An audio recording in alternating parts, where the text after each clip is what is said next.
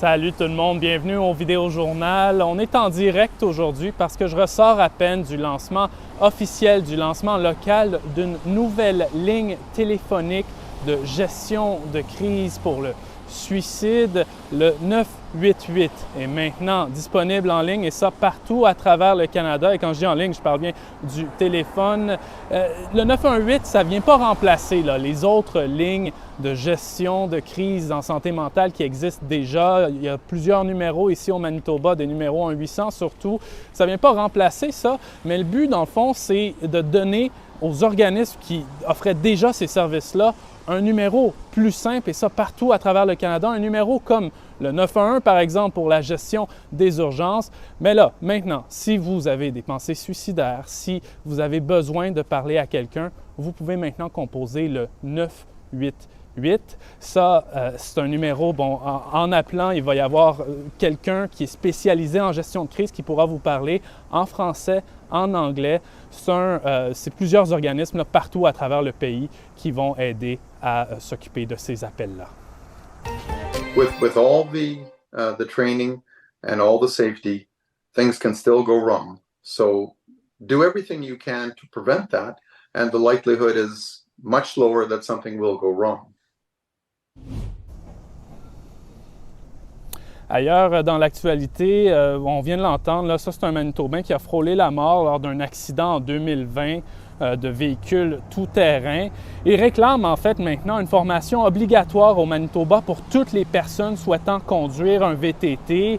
Ce monsieur-là dit justement avoir survécu son accident grâce à la formation qu'il avait eue. Il faut savoir qu'en Nouvelle-Écosse et qu'à Terre-Neuve et Labrador, ce genre de formation est obligatoire. Dans d'autres provinces à travers le pays, en Colombie-Britannique, au Québec, en Saskatchewan par exemple, ces cours de conduite-là obligatoires le sont seulement pour certains groupes d'âge. C'est important de mentionner, là, au Manitoba, il y a eu 69 décès en raison d'accidents de VTT entre 2013 et 2022 et plus de 1700 personnes ont été hospitalisés en raison d'accidents de VTT. On ne peut pas juste se faire croire que c'est acceptable parce qu'on vit dans une région où il n'y a pas tellement de personnes, disons, alors on peut laisser les jeunes prendre ces véhicules-là et puis s'amuser. Mais enfin, qu'est-ce qui arrive souvent, surtout s'il n'y a pas de surveillance, ça peut causer des accidents. Et en terminant, on en parle beaucoup ces temps-ci de l'insécurité alimentaire. Eh bien, c'est pas surprenant, mais selon un nouveau rapport de Moisson Manitoba, le nombre de personnes ayant eu recours aux banques alimentaires en province a bondi de 30 % dans la dernière année et de 150 % si on se compare à 2019.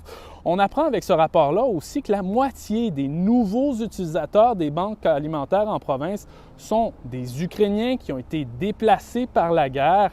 Et ça ne surprend pas la directrice d'un centre culturel et éducatif ukrainien à qui on a parlé, qui travaille beaucoup avec de ces nouveaux arrivants ukrainiens-là, qui nous disait entre autres que beaucoup de ces gens-là ont des difficultés ces temps-ci à se trouver un emploi convenable parce que leur diplôme n'est pas toujours reconnu. Et bien sûr, dans tout ça, la langue est un problème.